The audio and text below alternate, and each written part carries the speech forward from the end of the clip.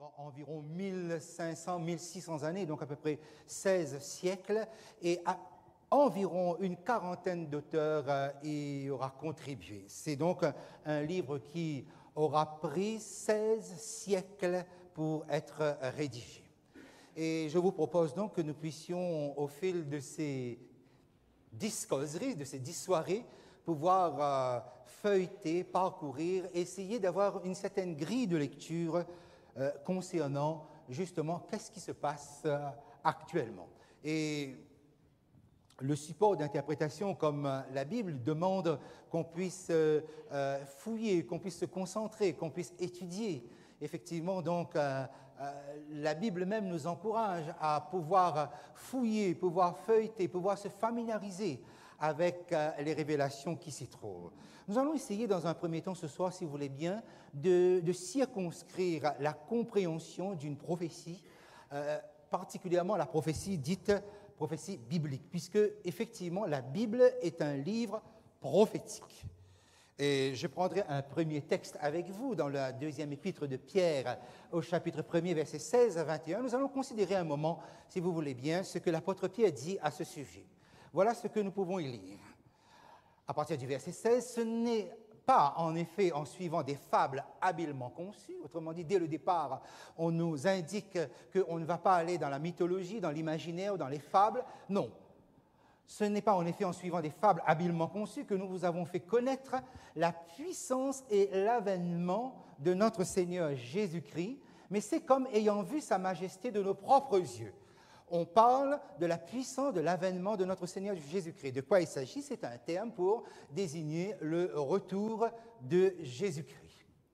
Le texte poursuit en disant, c'est Pierre, l'apôtre, qui l'a écrit, « Car il, c'est-à-dire Jésus, a reçu de Dieu le Père honneur et gloire, quand la gloire magnifique lui fit entendre une voix qui disait « Celui-ci est mon Fils bien-aimé en qui j'ai mis toute mon affection. » Quand est-ce que cette voix s'est fait entendre? Et l'apôtre Pierre va nous le dire au verset 18, la circonstance. « Et nous avons entendu cette voix venant du ciel lorsque nous étions avec lui sur la sainte montagne. » Autrement dit, donc, sur la montagne de transfiguration, une voix va se faire entendre et cette voix, l'apôtre Pierre va nous rattacher l'événement avec le retour de Jésus-Christ. Autrement dit, ce qui s'est passé sur la montagne de transfiguration est à comprendre dans l'optique du retour de Jésus-Christ. Je vous emmène un instant dans l'évangile de Matthieu au chapitre 17, justement là, le moment où cet événement nous a été rapporté. Je le mets dans l'encadré parallèle à côté. Matthieu 17. Voici ce que donc l'évangéliste Matthieu nous rapporte. Jésus qui emmène avec lui Pierre, Jacques et Jean, il fut transfiguré devant eux, son visage resplendit comme le soleil et ses vêtements devinrent blancs comme la lumière. Quand ils entendirent cette voix, les disciples tombèrent sur leur face et furent saisis d'une grande frayeur. Mais Jésus s'approchant les toucha et dit « Levez-vous, n'ayez pas peur. » Autrement dit, qu'est-ce que Pierre est en train de nous faire comprendre? Que ce qui s'est passé sur la montagne de transfiguration, alors que Jésus était humain, Jésus s'était incarné, il va être transfiguré, c'est-à-dire on va le voir d'une manière qu'on ne l'avait pas vu jusqu'à présent. Et Pierre nous fait comprendre que cela, c'est une anticipation, ou si vous voulez, c'est une transfiguration, excusez-moi, une préfiguration de ce que Jésus, la façon dont Jésus va apparaître en gloire lorsqu'il reviendra à la fin des temps. Et j'enlève le texte de Matthieu 17, je reviens à mon texte ici. Je poursuis ce que l'apôtre Pierre nous donne comme information. Ceci. J'ai lu le verset 18, maintenant je lis le verset 19. Je suis dans le même texte de tout à l'heure. Il dit, « Et nous tenons d'autant plus certaine la parole prophétique, à laquelle vous faites bien de prêter attention, comme à une lampe qui brille dans un lieu obscur, jusqu'à ce que le jour vienne apparaître et que l'étoile du matin se lève dans vos cœurs. » La parole prophétique est comparée à une lampe qui brille dans un lieu obscur jusqu'à ce que le jour vienne apparaître et que l'étoile du matin se lève dans vos cœurs. La parole prophétique est une lampe qui brille. Une lampe qui brille dans la nuit n'éclaire pas tout. Ça éclaire juste votre chemin. ça vous éclaire, ça vous permet d'avancer, mais cela n'éclaire pas toute l'atmosphère, tout votre entourage. Il faudra attendre que le jour se lève pour que tout soit éclairé. Autrement dit, donc, la parole prophétique, c'est une lampe qui brille et qui vous permet d'avancer. Mais cela ne va pas éclairer tout. Et déjà, on a mis ici une certaine limite, et cette limite, elle est essentielle pour comprendre la différence qu'il y a entre prophétie biblique et autre prophétie. Je continue, verset 20. « Sachant tout d'abord vous-même qu'aucune prophétie de l'Écriture ne peut être un objet d'interprétation particulière. » Autrement dit, on ne peut pas interpréter la prophétie biblique de n'importe quelle façon. On ne peut pas. Il va falloir suivre un raisonnement, il va falloir suivre une méthode, voire même une méthodologie. Car, verset 21, « Ce n'est pas par une volonté d'homme qu'une prophétie a jamais été apportée, mais c'est poussé par le Saint-Esprit que les hommes ont parlé de la part de Dieu. » Autrement dit, donc, une prophétie contenue dans la Bible, c'est quelque chose qui n'a pas été décidé par l'homme.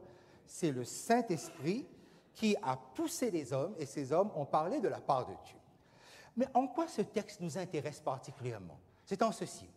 Vous constatez que l'apôtre Pierre définit ou oriente la parole prophétique déjà vers son but ou son bout ultime. C'est-à-dire, la prophétie biblique a comme point d'arrivée, comme point de force, comme paroxysme, comme apogée, le retour de Jésus. Autrement dit, il ne nous est pas possible de comprendre la prophétie biblique sans cet objectif final, sans cet objectif-là au bout, sans cet avènement, sans cet événement glorieux. Et nous avons une autre indication, regardez bien, l'apôtre Pierre avait dit « jusqu'à ce que l'étoile du matin se lève dans vos cœurs ». Voilà. Le jour vienne apparaître, effectivement, ça éclaire tout, jusqu'à ce que l'étoile du matin se lève dans vos cœurs. C'est quoi cette étoile du matin? Allons un instant dans le livre de l'Apocalypse, chapitre 22, c'est-à-dire le tout dernier chapitre du livre de l'Apocalypse, autrement dit, le tout dernier chapitre de toute la Bible, en fait, puisque l'Apocalypse, c'est le dernier livre de la Bible. Chapitre 22, les versets 16 à 20. Il y a quelque chose là, c'est Jésus qui parle. Moi, Jésus. Et essayez d'imaginer Jésus qui a été transfiguré, parce que tout le livre de l'Apocalypse, c'est un Jésus en puissance qui s'exprime. Moi, Jésus, j'ai envoyé mon ange pour vous attester ces choses dans les églises.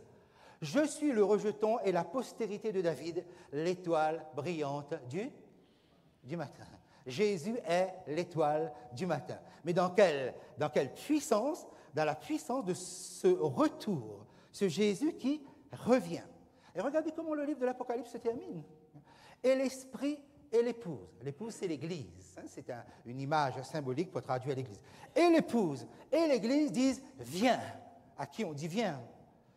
Que celui qui entende dise « viens ». Autrement dit, par exemple, chacun de nous, chaque auditeur, vous entendez, dites aussi « viens ». Et regardez comment l'Apocalypse se termine. Celui qui atteste ces choses, c'est-à-dire moi, Jésus, celui qui atteste ces choses dit « oui ». Je viens bientôt. Et l'Église répond, Amen, viens Seigneur Jésus. Et le livre de l'Apocalypse se termine. Extraordinaire. D'emblée, nous avons déjà comme une sorte de propulsion. Et tout devra être interprété à partir de cette fin, de cette finalité de l'histoire, puisque le retour de Jésus est une finalité de l'histoire. Définissons donc tout de suite ce que c'est que la prophétie ou prophète. Prophète ou prophétie, quelque chose. Le mot prophète ou prophétie est composé de deux mots, un préfixe et un suffixe. Le préfixe pro et ensuite fémi ou fétes, comme on veut le. Fémi veut dire parler, donner une parole, celui qui parle. Tandis que le préfixe pro veut dire trois sens, avant, devant et à la place de. Autrement dit, lorsque nous parlons de prophétie ou d'un prophète qui parle, c'est quelqu'un qui parle avant. Avant quoi? Avant que la chose n'arrive. Vous êtes avertis. C'est surtout pour nous avertir, c'est-à-dire pour nous permettre de nous préparer. Le prophète est quelqu'un qui parle avant. Il nous dit que quelque chose va arriver pour nous permettre de nous préparer. Et il parle devant. Devant, c'est-à-dire la parole n'est jamais cachée. C'est jamais quelque chose qui se dit dans un fin fond, quelque part cloîtré. Non, c'est quelque chose qui est dit en public, devant un auditoire. parler à la place d'eux. Et je suis sûr qu'ici, vous n'avez pas trop de problèmes pour comprendre à la place de qui le prophète parle. À la place de Jésus, à la place de Dieu. Le prophète, donc quelqu'un qui parle à la place de Dieu, avant que la chose n'arrive pour que nous puissions nous préparer, et devant, c'est-à-dire il faut que les gens puissent entendre. Une prophétie n'est jamais quelque chose qui est caché, c'est jamais quelque chose qui est secret, c'est quelque chose qui est révélé. C'est ça, une prophétie. Ça va? Ok, nous avançons dans la compréhension des caractéristiques de la prophétie biblique. Par rapport à ce que nous venons de définir étymologiquement parlant, je vais vous donner 3 textes. Et à partir de ces 3 textes-là, nous allons comprendre une des caractéristiques de la prophétie biblique. Le premier texte, dans Jean 13, verset 19, c'est Jésus qui parle. Jésus dit à ses disciples, « Dès à présent, je vous le dis, avant que la chose arrive, afin que, lorsqu'elle arrivera, vous croyez à ce que je suis. » Qu'est-ce que Jésus dit? « Avant que la chose arrive, je vous le dis. » C'est une prophétie. Okay? De sorte que, lorsqu'elle se réalisera, vous croyez à ce que je suis. Donc, finalité, toujours Jésus. Mais qu'est-ce que vous constatez dans cette parole de Jésus? C'est qu'une prophétie ne se comprend pleinement dès lors qu'elle est passée, dès lors qu'elle est réalisée. Pas la prophétie du retour de Jésus, ça c'est le bout, ça c'est l'apogée, c'est l'ultime. Mais avant le retour de Jésus, il y a un certain nombre de choses qui ont été données, qui ont été révélées. Ces choses, nous dit Jésus, vous allez les comprendre dès lors qu'ils se sont réalisés, c'est-à-dire ils se trouvent dans le passé. J'imagine déjà ce que pourrait être votre réaction en m'entendant dire ça. Mais voici une autre confirmation des paroles de Jésus même. Jean 14, le verset 29. « Et maintenant, je vous ai dit ces choses avant qu'elles arrivent, afin que, lorsqu'elles arriveront, vous croyez. » C'est extraordinaire quand même. Pourquoi? Parce que la Bible même nous dit, c'est Jésus lui-même qui nous dit, attention, une prophétie ne devient pleinement claire que quand elle s'est réalisée. Un autre texte dans 1 Corinthiens chapitre 13, c'est le chapitre de l'amour, 1 Corinthiens chapitre 13. Mais voici ce que l'apôtre Paul dit, l'amour ne meurt jamais. S'il y a quelque chose, mes amis, qui ne meurt pas, c'est bien l'amour. Okay? Gloire à Dieu. Écoutez ça. Les prophéties prendront fin. Les prophéties sont appelées à un moment donné ou à un autre à terminer. Les prophéties prendront fin. Les langues cesseront. La diversité des langues cesseront. La connaissance disparaîtra. Ce ne sera même plus nécessaire. Aujourd'hui, nous avons besoin de connaître parce que nous avons besoin de comprendre ce qui est devant nous. Mais tout cela ne servira plus à rien lorsque tout sera réalisé. Car, et là, ce qui m'intéresse, l'apôtre Paul dit, nous connaissons en partie et nous prophétisons en partie. Mais quand ce qui est parfait sera venu, ce qui est partiel disparaîtra. Qu'est-ce qu'il est en train de nous dire? Il est en train de nous dire que toute connaissance que nous, humains, aujourd'hui, nous pourrions avoir, ne serait de toute façon qu'une connaissance partielle, qu'une compréhension partielle. Compréhension de la prophétie, connaissance de la prophétie. On comprend, mais c'est comme une lampe qui brille. Elle ne va pas tout éclairer. Donc, autrement dit, Dieu ne veut pas nous tromper. Il ne s'agit pas ici d'arnaque. Il s'agit ici de révélation pour le salut et se préparer en vue d'un avènement, en vue d'une action divine qui est devant nous. Et Dieu va nous révéler ce que nous avons besoin de savoir. Il ne s'agit donc pas du voyeurisme ou de la curiosité, mais qu'est-ce que j'ai besoin de savoir? Et pour cela, Dieu estime qu'une connaissance partielle peut suffire. Très important, parce que nous aurons l'occasion justement de développer cela dans les causeries qui sont devant nous. Alors, d'aucuns diront, plusieurs pourraient dire, « Ah, mais ça c'est facile, alors, parce que il suffit qu'il y a une action qui s'est passée, et on l'adapte avec la révélation, et puis on dit, ben voilà, regardez, ça s'est réalisé. » Pourquoi une prophétie biblique ne se comprend vraiment que quand elle s'est réalisée? Pourquoi notre esprit, pourquoi notre intelligence ne pourrait pas tout saisir avant qu'elle n'arrive? Pour comprendre cela, je vous mène juste un instant dans les 3 dimensions du temps. Quelles sont les 3 dimensions du temps que nous connaissons?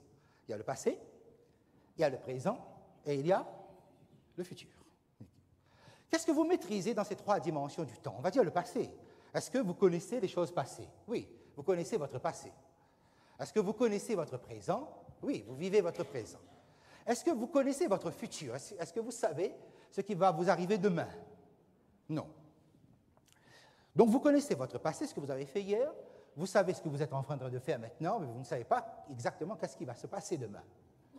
Tout au plus, pourriez-vous donc mettre en place des projets. Que pensez-vous en tout cas? Est-ce que l'homme aurait pu maîtriser les 3 dimensions du temps en même temps? C'est-à-dire, est-ce que d'abord, on maîtrise vraiment le passé? Vous avez déjà certainement vécu quelque chose du genre, quelqu'un vous dit, mais tu ne te rappelles pas, l'année dernière, on a fait ça. Tu ne te rappelles pas, le mois passé, je t'ai appelé pour te dire ça. Ah oui, peut-être, oui, ben certainement. Donc, le passé, soi-disant, on maîtrise, mais on ne le maîtrise pas vraiment, parce qu'à un moment donné, la mémoire finit par être défaillante, et on finit par perdre l'accès. Le présent, tout au plus, on sait ce qu'on est en train de faire là.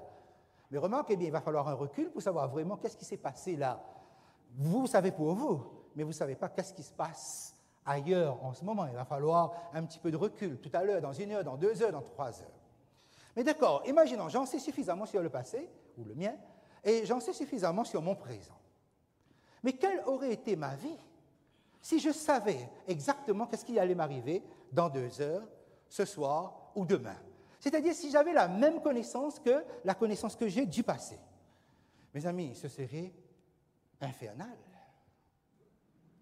Comment allez-vous gérer ça quand vous avez déjà de la peine à gérer votre passé et votre présent? Comment allez-vous vivre si vous savez que vous allez avoir un accident dans 1 heure? Allez-vous prendre la voiture? Toutes vos décisions du présent, puisque je vais dire que c'est ça que nous maîtrisons, nous sommes dans le présent, toutes vos décisions du présent, si vous deviez connaître l'avenir de la même manière que vous connaissez votre passé, toutes vos décisions seraient déterminées, seraient prédéterminées. Autrement dit, si je sais exactement dans le détail ce que je vais vivre dans cette nouvelle semaine qui est devant moi, je vais conformer, je vais m'adapter, Je sais qu'en allant là, j'aurai un accident, je n'irai pas là. Je sais si je rencontre une personne, je vais avoir 1 million d'euros, je vais rencontrer la personne. Qu'est-ce que vous remarquez? Vous remarquez que votre présent serait déterminé par rapport à ce que vous savez de l'avenir proche. Autrement dit, vous ne décidez plus par rapport à une liberté, mais par rapport à ce que vous savez. Et là, vous n'êtes plus libre. Parce que qu'est-ce que la liberté? La liberté, c'est ce que vous voyez en Dieu. C'est la prise de risque. Oui, vous ne savez pas, personne ne sait que vous prenez votre voiture, qu'est-ce qui va se passer? Mais vous prenez votre voiture parce que vous avez décidé de prendre votre voiture, parce que vous êtes libre de prendre votre voiture.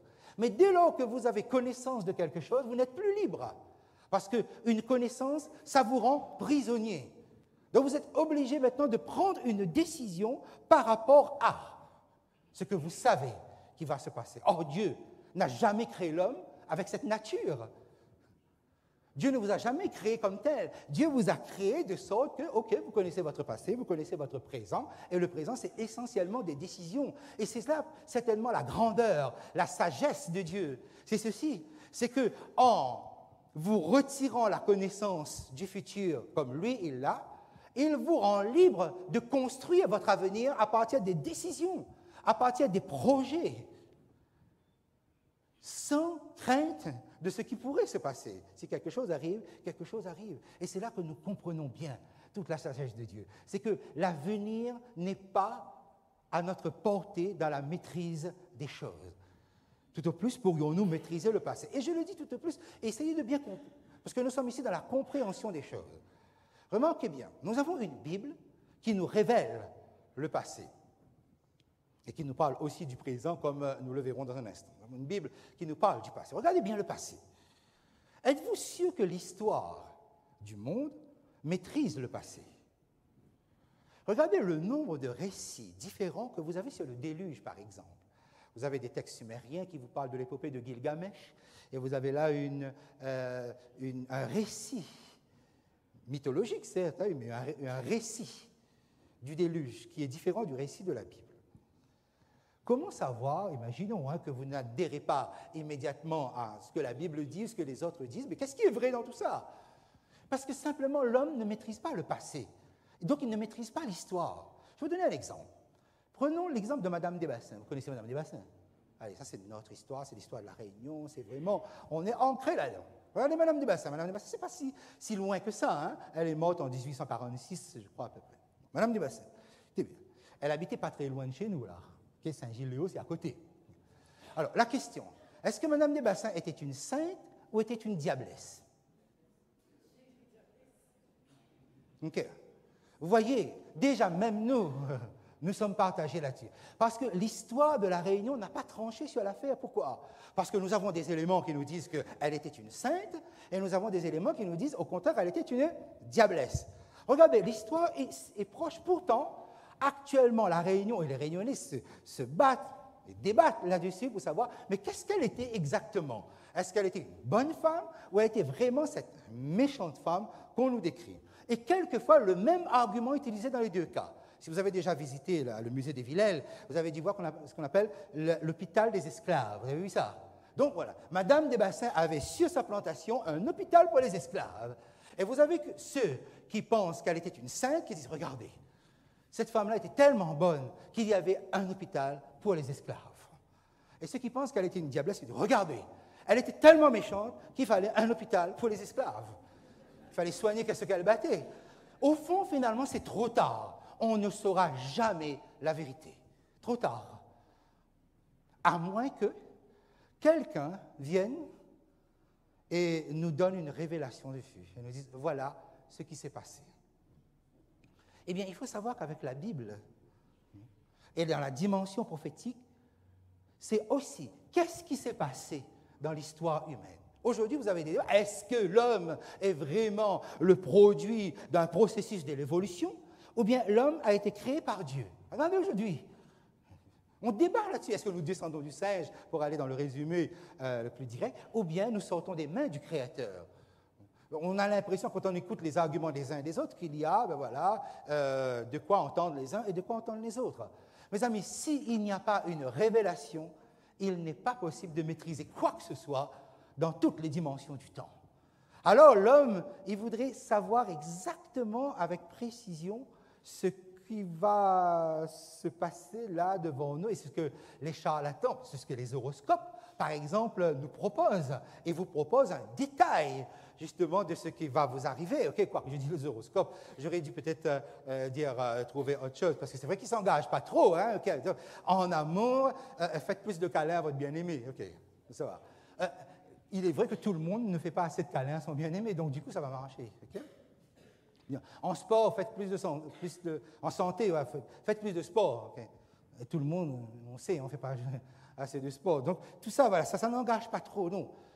C'est beaucoup plus redoutable, beaucoup plus dangereux quand on va plus profond des choses. Donc, c'est pour vous dire ceci. C'est qu'en réalité, aucune dimension du temps n'est véritablement maîtrisée par l'homme. Donc, le futur, qu'est-ce que Dieu fait? Il nous donne une connaissance, une révélation partielle, et avec cette révélation partielle, nous pouvons nous préparer en vue du retour de Jésus-Christ. Nous pouvons construire notre avenir à partir des décisions que nous prenons, et certainement, nous aurons l'occasion de voir certaines des décisions que nous pourrons prendre avec Dieu. Parce que, qu'est-ce que la prophétie biblique? La prophétie biblique nous permet de construire véritablement une vraie liberté. On n'est pas enchaîné, même pas par une connaissance de l'avenir, si ce n'est que Jésus revient, et ça c'est un fait objectif qui nous entraîne tout le monde, et non pas donc par un prédéterminisme où nous serions privés de notre liberté. Et il y a eu des prédictions d'origine diverses. Hein. Le monde en a connu il n'y a pas si longtemps que cela. Okay. 21 décembre 2012, vous en avez entendu parler de cela, particulièrement avec la prophétie Maya. Mais ce n'est pas seulement la prophétie Maya qui avait donné la date du 21 décembre 2012. Il y avait, voilà, j'ai fait une liste ici des différentes prédictions qui convergeaient vers la date du 21 décembre 2012. Le calendrier Maya a été un appui pour beaucoup de gens de pouvoir dire, voilà, nous pouvons avoir quelque chose qui paraît solide parce que les Mayas avaient environ 17 calendriers, ils mélangeaient tout ça, et ça donnait toutes sortes d'interprétations qui étaient possibles. Mais ce qui ressort d'une manière vraiment intéressante, regardez ici le nombre, mais ce n'est qu'une partie qui se trouve là. Qu'est-ce qu'on prédisait exactement le 21 décembre? Plusieurs choses, l'alignement des planètes, le déluge planétaire, ou bien encore une météorite, une astéroïde qui viendra écraser la Terre, ou la planète Nibiru qui viendra clasher avec la Terre. Et qui meurt là-dedans? Tout le monde meurt. Les bons, les méchants, les gentils, et tout le monde. On ne fait pas de distinction. Okay? Tout le monde. Voilà la prophétie. Voilà la prophétie telle que le monde pourrait nous proposer. On ne fait pas de distinction. Alors, à quoi sert-il d'être bon? Beaucoup de gens se sont posé la question, à quoi sert de chercher à marcher droit si de toute façon tout le monde meurt, tout le monde, la vie termine comme telle? Il n'y a pas d'espoir, il n'y a aucune espérance du salut. Vous allez mourir de toute façon que vous soyez blanc ou noir, méchant ou gentil. Ça, ok. Ça, c'est la prophétie. Ça, c'était la prophétie du 21 décembre 2012. Et la prophétie biblique, mes amis, c'est quelque chose qui est totalement différent.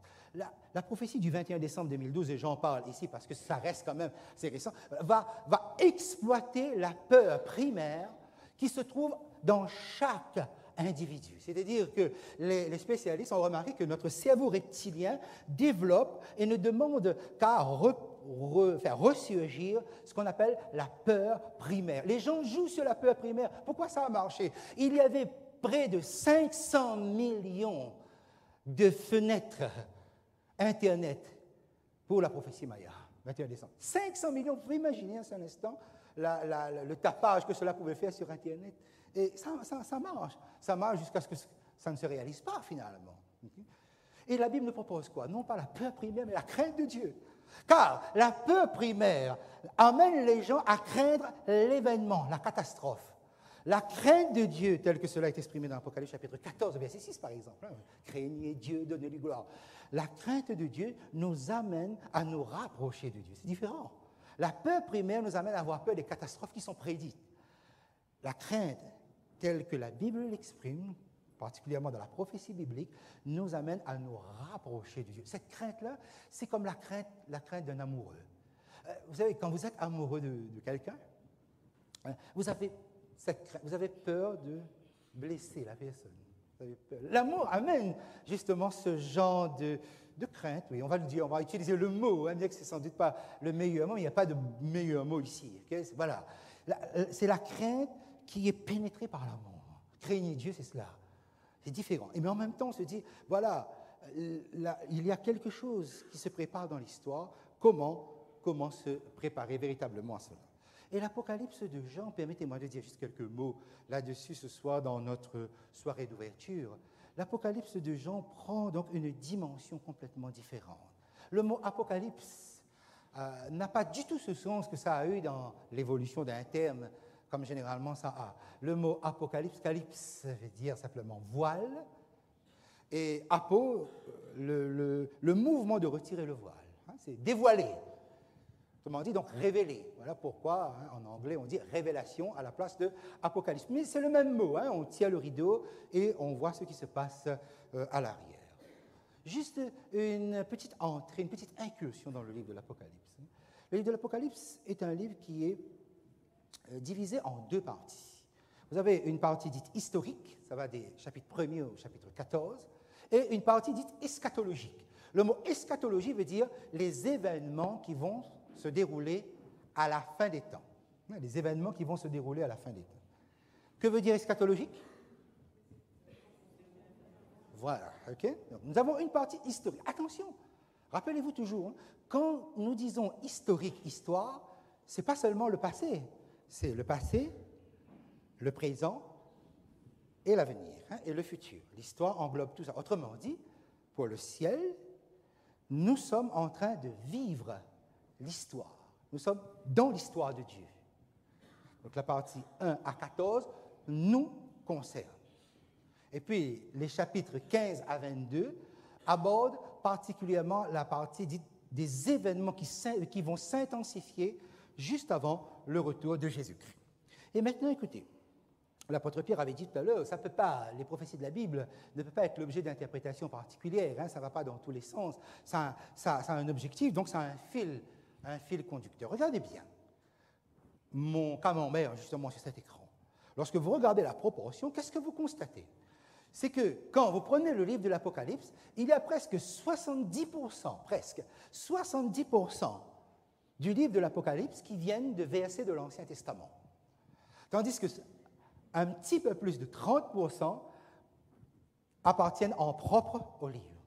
Autrement dit, dans le livre de l'Apocalypse, vous avez plus de versets en rapport avec l'Ancien Testament qu'avec le livre propre. Dieu a un objectif pour ça. Vous savez lequel? C'est que le livre de l'Apocalypse n'est pas un livre isolé de la Bible. C'est un livre qui est lié à ces 1400 années, à ces 15 ou 16 siècles passés, 15 siècles environ. Le livre de l'Apocalypse est lié à cela. Et nous avons déjà, lorsque par exemple vous regardez mon deuxième schéma ici, j'ai écrit plus de 2000 allusions à l'Ancien Testament. Donc c'est attaché. Pour quelle raison? Ceci. C'est que les révélations dans le livre de l'Apocalypse se comprennent à la lumière de l'Ancien Testament. On veut dire que l'Ancien Testament n'est donc pas un livre, un ensemble, l'Ancien Testament n'est pas désuet. C'est quelque chose qui a toute sa valeur, c'est quelque chose qui a toute sa place. Regardons un instant le chapitre 1er. Je vous emmène dans ce survol très rapide. Le chapitre 1er est divisé en deux parties. Vous avez le prologue qui va des versets 1 à 8, et c'est ce qu'on appelle la vision inaugurale. Dans le chapitre 1er, vous ouvrez le livre de l'Apocalypse, vous avez le chapitre 1er. Alors regardez un moment ceci. Et vous allez comprendre la cohérence. Jean a une vision dans cette partie inaugurale. Il entend une voix derrière, il se retourne. Je me retournais pour connaître, mais quelle était la voix qui me parlait? Et après m'être retourné, je vis 7 chandeliers d'or. 7 chandeliers d'or. Vous êtes dans un livre prophétique. Il voit 7 chandeliers d'or. Référence immédiatement à l'Ancien Testament. Parce que le chandelier était un accessoire mobilier qui appartenait au sanctuaire dans l'Ancien Testament et par la suite dans le Temple. Pourquoi 7 chandeliers? Il faut savoir que dans l'Ancien Testament, lorsque Salomon avait construit le Temple, dans 1 Roi, le chapitre 7, nous voyons qu'il y avait, le Temple était constitué de 10 chandeliers. Il y avait 10 chandeliers, 5 de chaque côté, ce qui fait que quand le souverain sacrificateur entrait dans le Temple, il marchait au milieu de ces chandeliers-là. C'est une image de l'Ancien Testament. Mais 7 chandeliers. Au milieu des 7 chandeliers, quelqu'un qui ressemblait à un fils d'homme, vêtu d'une longue robe, fils d'homme, c'est Jésus, vêtu d'une longue robe ayant une ceinture d'or sur la poitrine, la fonction, souverain sacrificateur, et un peu plus loin, on nous dit que les 7 chandeliers sont les 7 églises. Le chandelier est un élément de l'Ancien Testament qui se trouvait dans le sanctuaire. Cela servait à éclairer le sanctuaire. C'est une lumière, c'est une lampe. Vous saisissez l'allusion? Vous vous rappelez ce que l'apôtre Pierre a dit tout à l'heure? C'est que la parole prophétique est comme une lampe qui brille dans un lieu obscur. Et dans la vision inaugurale, qu'est-ce que Jean voit? Il voit une lampe, le chandelier. C'est la vision première, on va dire, qu'il aura ici. Et lorsqu'on regarde le livre de l'Apocalypse, comment le livre est structuré, comment le livre est composé, qu'est-ce que vous voyez? Vous voyez que le livre a une forme candélabre, une forme candéliforme, en quelque sorte, une structure candéliforme. Le livre a, voilà, je dirais, une forme de chandelier. C'est-à-dire qu'un chandelier n'a que 3 branches. Hein. Un chandelier n'a pas 7 branches. 3 branches. Vous avez ici 1, 2, 3, puis la tige centrale qui s'épasse et qui donne donc 7 parties. Regardez bien. Mon plan, mon schéma sur le tableau. Le prologue, c'est-à-dire le tout début du livre de l'Apocalypse, vous retrouvez dans l'épilogue, tout à la fin, les mêmes mots, la même structure de phrase. Le prologue correspond à la fin. Le début va trouver une réponse dans la fin. Ensuite, après le prologue, vous avancez dans le livre. Vous avez 7 promesses. Vous avez une série de promesses que Jésus fait. Ensuite, après les 7 églises, vous avez les 7 sceaux. C'est la mission de l'Église qui se trouve ici. Et après les 7 sceaux, vous avez les 7 trompettes ici, excusez-moi, les 7 trompettes ici. Et après, là, on arrive au cœur du livre, on appelle le grand conflit, hein, c'est-à-dire le moment, et qui correspond à notre époque actuellement. Hein. Donc, j'aurai l'occasion cette semaine de vous dire pourquoi je dis que cette partie qui se trouve ici, c'est-à-dire la tige du chandelier, correspond à notre époque. Regardez bien ici. On va constater que chaque partie d'une tige trouve sa réponse de l'autre côté. Par exemple, dans le livre de l'Apocalypse, dans la première partie, vous avez les promesses ici, avec les 7 églises. Ces promesses vont trouver leur réalisation après, à la fin, dans le temps eschatologique. Vous avez ici l'Église dans sa mission. L'Église dans sa mission trouve le succès final à la fin, après. Autrement dit, nous avons là un réconfort, un encouragement que l'Église reçoit. Lequel? C'est ceci, c'est que bien souvent, vous ne voyez pas le résultat de votre travail. Vous ne voyez pas le succès maintenant. Mais vous ne devez pas vous décourager, vous devez persévérer. Pourquoi? Parce que le succès sera visible à la fin. Ensuite, vous avez, à travers les 7 trompettes, les jugements partiels. Actuellement, par exemple, avec toutes les crises que vous entendez, cela correspond à des jugements partiels, qui ne sont pas des jugements définitifs. Mais après le temps de grâce que Dieu accorde à l'humanité, nous arriverons au jugement dernier. Et ainsi, qu'est-ce que vous constatez?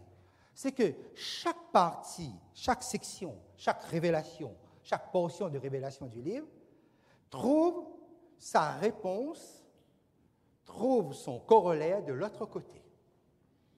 Et ainsi, Dieu évite au lecteur du livre de l'Apocalypse le risque de s'égarer partout. Parce que l'interprétation se trouve dans le livre même. Comme nous avons dit tout à l'heure, l'ensemble de la Bible est un tout cohérent. L'interprétation du livre de l'Apocalypse, vous pouvez le faire qu'avec l'Ancien Testament. Et là, je vous dis, la deuxième méthodologie du livre, les explications du livre de l'Apocalypse se trouvent à l'intérieur même, par un système de renvoi interne même. Autrement dit, et là, nous comprenons ce que Pierre voulait nous faire comprendre. On ne peut pas interpréter ces choses-là n'importe comment. Et je prends un instant la Bible ici, juste pour vous lire un texte qui se trouve tout à la fin de l'Apocalypse. Il y a un avertissement qui est donné. Je le déclare à quiconque entend les paroles de la prophétie de ce livre, c'est-à-dire ce livre de l'Apocalypse. Si quelqu'un y ajoute quelque chose, Dieu le frappera des fléaux décrits dans ce livre. Et si quelqu'un retranche quelque chose des paroles du livre de cette prophétie, Dieu retranchera sa part de l'arbre de la vie et de la ville sainte décrit dans ce livre. Autrement dit, nous avons un avertissement. Le livre de l'Apocalypse est suffisamment complet et Dieu demande à ce que personne n'ajoute quoi que ce soit là-dedans et personne ne retranche quoi que ce soit là-dedans. Pourquoi? Parce qu'il y va de l'équilibre, de la compréhension et de l'interprétation. Et là, nous avons donc quelque chose, une méthodologie, une manière de Dieu pour Dieu de protéger justement sa parole, parce que Dieu veille sur sa parole, Jérémie 1, verset 12. Et regardez le début du livre de l'Apocalypse, comment les choses sont présentées.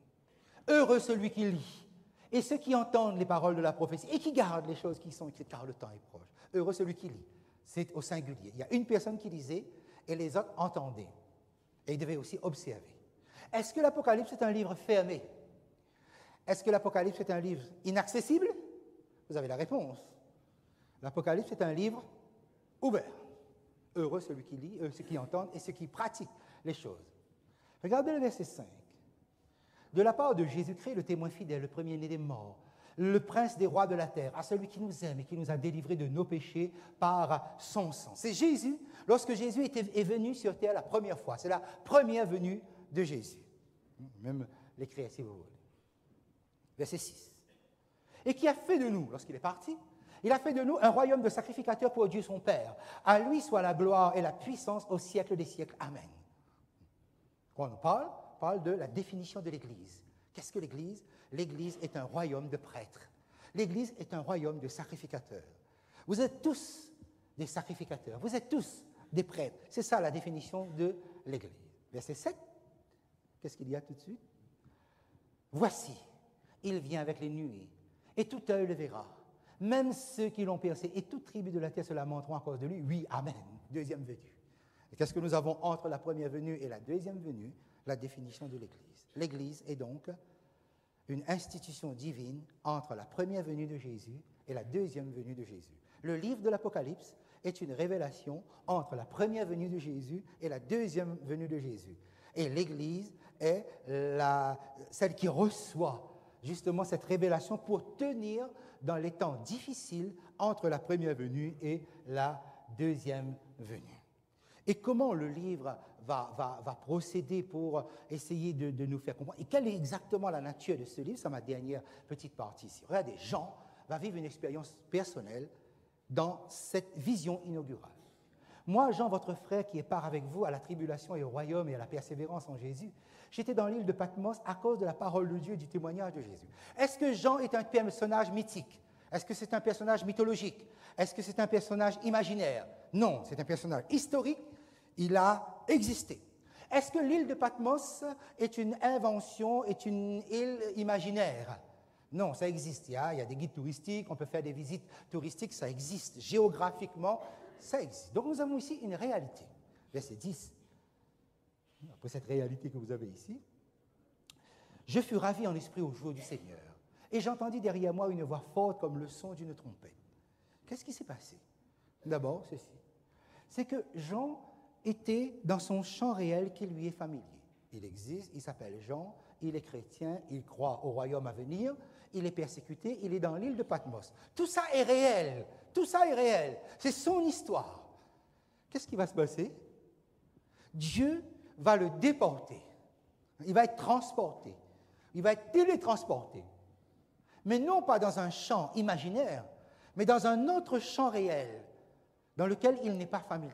C'est-à-dire, il est en vision, et là, il entend une voix forte derrière lui, il est translaté, je vais dire, voilà, ravi en esprit au jour du Seigneur. Ce n'est pas son monde familier. Mais qu'est-ce que nous sommes en train de signaler ici? C'est que Jean, dans son expérience personnelle, il part de son champ réel familier pour entrer dans un champ tout aussi réel, tout aussi historique, mais auquel il n'est pas habitué. C'est ça le livre de l'Apocalypse. Le livre de l'Apocalypse va vous saisir à partir de votre champ familier, votre réalité, ce que vous vivez, ce que vous êtes, et va vous faire entrer en vision, quelque sorte, dans un autre champ historique, tout aussi réel, parce que ce Jésus-là, il existe. Et dès lors, les révélations vont se présenter de cette manière-là. Verset 11. Et cette voix disait, ce que tu vois, écris-le dans un livre et envoie-le aux 7 églises, à Éphèse, à Smyrne, à Pergame, à Thyatire, à Sardes, à Philadelphie et à Laodicée. Ce que tu vois, écris-le dans un livre. L'expérience que Jean a vécue personnellement, ça va être maintenant l'Église qui va vivre ce type d'expérience-là. C'est-à-dire, ces églises existent. Ces églises-là existaient au temps de Jean. Géographiquement, ces églises-là étaient implantées au temps de Jean. Mais Jésus va utiliser ces églises qui existent à l'époque de Jean et va les transporter dans un autre champ réel, mais qui va être maintenant dans l'histoire, comme pour Jean, qui est transféré dans l'histoire.